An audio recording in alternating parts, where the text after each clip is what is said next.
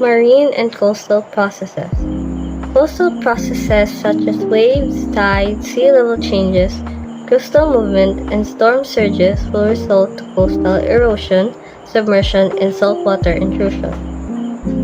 Marine and coastal processes refer to how waves, currents, and tides shape shorelines through erosion, transportation, and deposition of sediments. These processes show how coastal areas can face big changes and problems like erosion, flooding, and loss of habitats.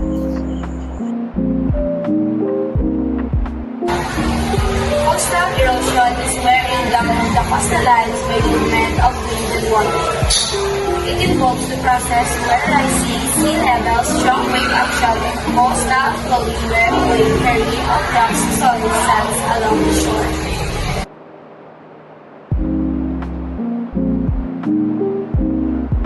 Hard stabilization, done by building structures that will slow down the erosion. It refers to man-made structures built to protect coastline from erosions. Soft stabilization includes the process of discouragement wherein the sand for an offshore location is brought to an area with stable shoreline. It does not make use of structure like the wall used in hard stabilization. Soft stabilization uses natural way to protect coastlines from erosion instead of building strong structures.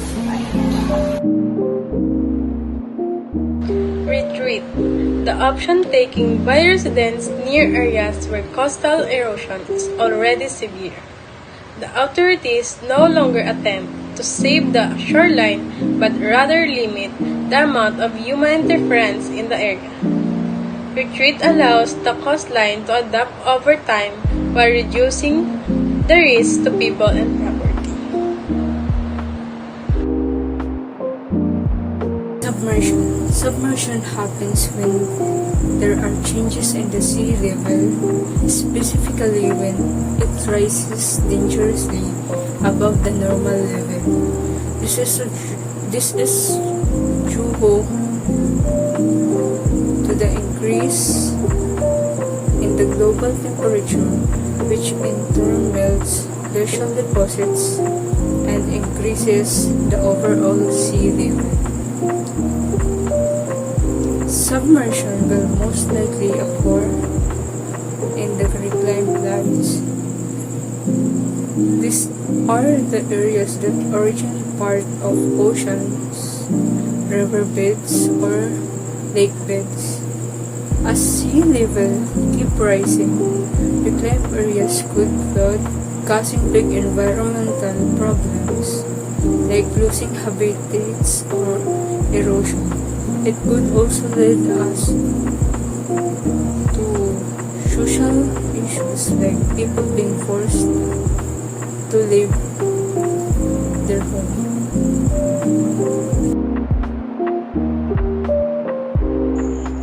Saltwater intrusion. Saltwater intrusion is the movement of saltwater into the freshwater aquifer. The natural flow is that the freshwater, which is less dense, moves toward the denser saltwater. But if the freshwater is being withdrawn faster than it is being replenished, then there will be a change in pressure and saltwater intrusion will occur. If too much freshwater is taken out and not enough comes back, it changes pressure. This pressure change lets saltwater move into the freshwater aquifer, making the water salty and not safe for drinking. Mitigation and adaptation. The Philippines is located in a disaster risk area that hazards will always be present.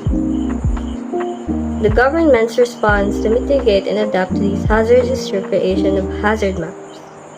Hazard maps are developed to indicate the places where most natural hazards occur.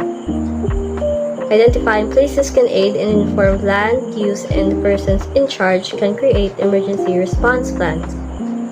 With the proper knowledge of hazards and the action to be taken if they occur will help in the reduction and mitigation of the dangers of the natural hazards to life and property. Since the Philippines is prone to disasters, it's important for the government to create hazard maps that show where these natural hazards are likely to happen. These maps help people plan land use and prepare for emergencies. By knowing about these hazards and how they react, we can better protect lives and property from disasters.